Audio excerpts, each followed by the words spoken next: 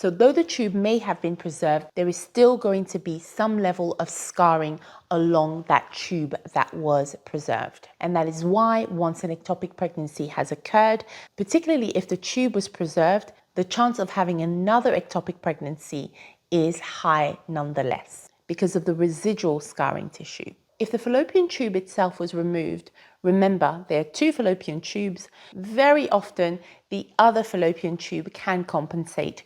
That's assuming that the second fallopian tube that has remained is not diseased and blocked. If the fallopian tube that contained the ectopic pregnancy has ruptured and needed to be removed, and you only have one fallopian tube left, your chances of natural conception will somewhat be reduced. The statistics show that 70 to 80% of women who have had an ectopic pregnancy will conceive within 2 years if they have one remaining healthy fallopian tube. Now, imagine if you were extremely unfortunate to have suffered an ectopic pregnancy twice, or there was so much damage to your fallopian tube, either because of pelvic inflammatory disease, which is caused by infection, as mentioned previously, or you had endometriosis, in the remaining fallopian tube, or the remaining fallopian tube was heavily infected, had lots of inflammation and scarring along it,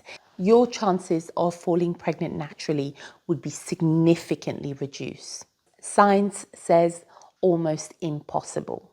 IVF for you will be an option to consider because it bypasses the need of healthy fallopian tubes. Countless other women who have gone on to have successful IVF pregnancies after their fallopian tubes have had to be removed.